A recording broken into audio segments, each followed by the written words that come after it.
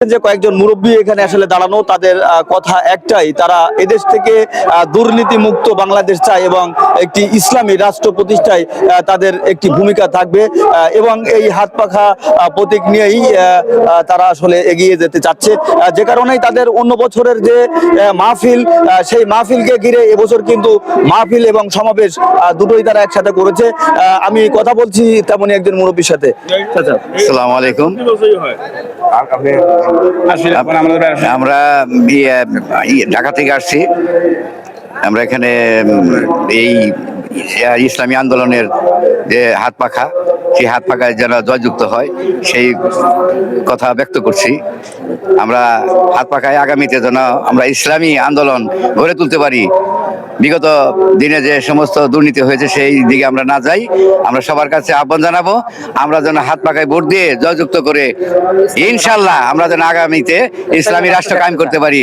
সবার কাছে সেই আহ্বান জানিয়ে আমি আমার কথা এখানে শেষ করছি। আল্লাহ হাফেজ। দুর্নীতিমুক্ত দেশ চাই, ইসলামী দেশকে প্রতিষ্ঠিত করতে চাই। দল হলো যার যার, ইসলাম সবার সবার। দল হলো যার যার, ইসলাম সবার সবাই। সবার জায়গা থেকে ইসলামের পক্ষে এক বাক্সে ভোট দেওয়ার জন্য আমরা সবাইকে আহ্বান জানাচ্ছি। যেখানে যেই মার্কাই ইসলামের পক্ষে হোক, ওই মার্কাই ভোট দেওয়ার জন্য সারা বাংলাদেশের সকল ধর্মপ্রাণ মুসলমানকে আহ্বান জানাচ্ছি এই ইসলামের পক্ষে ভোট দেওয়ার জন্য।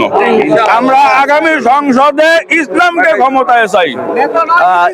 এইখানে যে শুধু বয়োজ্যেষ্ঠরাই আসলে এটা চাচ্ছে এদেশে ইসলাম কায়েম হোক তেমনটি না, এদেশের যারা ইয়ং জেনারেশন তারাও কিন্তু পিছিয়ে নেই।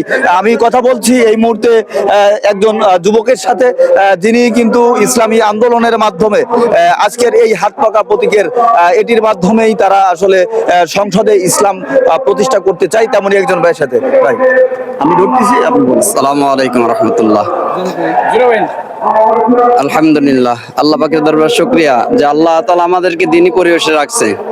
আমরা যদি ইসলামকে না চাই, চাবে কে? মুসলমান তো ইসলাম চাবে, আর ইহুদি খ্রিস্টান তারা তো ইসলাম চায় না, তারা ইসলামের ক্ষতি করতে চায়।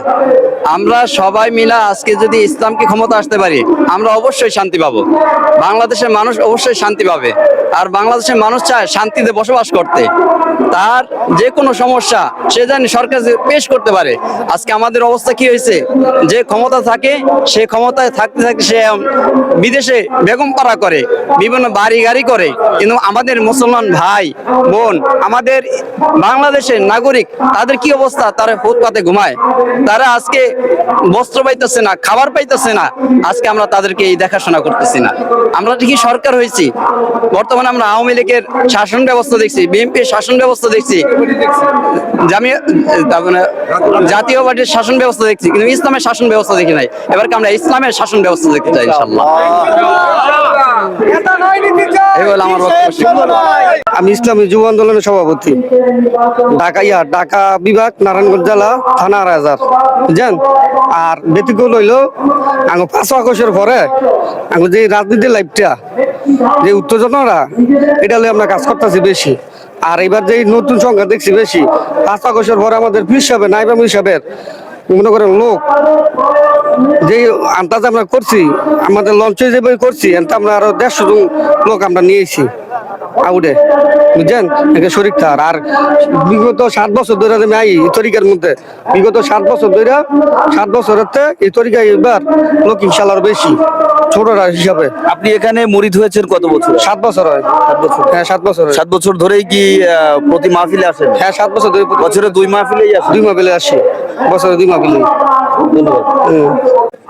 চরমোনাই মাহফিলের এখন যে জায়গাটিতে অবস্থান করছি, সেই জায়গাটি হচ্ছে যারা দূর দূরান্ত থেকে ভক্তবৃন্দ এসেছেন এবং পীর সাহেবের যারা মুরিদান রয়েছেন, তাদের রাতে যে শোয়ার জায়গা, সেই জায়গাটিতেই আমরা রয়েছি। আপনারা দেখছেন যে এখানে কিন্তু বিভিন্ন বয়স ও শ্রেণী পেশার মানুষ এখানে কিন্তু নির্দ্বিধায় এবং নিঃসংকোচে তারা কিন্তু আসলে এখানে বসে রয়েছেন এবং তারা কিন্তু এখানে রাত্রি যাপন করছেন এবং এখানেই তাদের রান্না বান্না চলছে। গত হয়তো 15 দিন আগে থেকে তারা এই মাহফিলে এখানে এসে অবস্থান করেন।